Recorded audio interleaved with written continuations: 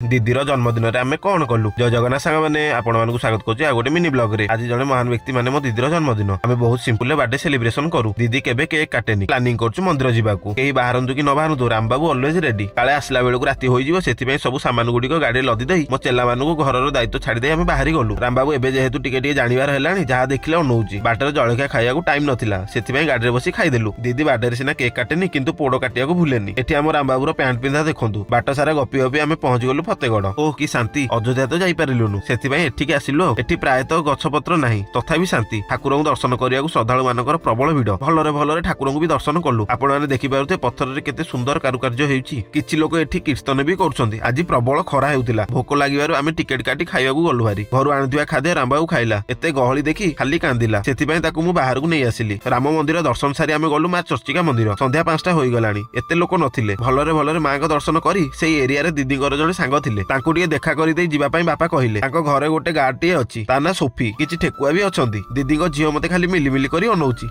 रामबाबू नुआ घर देखि आश्चर्य होई जाउची भाबुथु एटा का घर कि रे। एई दु जनकर ए जाय गप सरुनी चा जळखिया खाई देई आमे घर को फेरिलु। रहुची जय जगन्नाथ।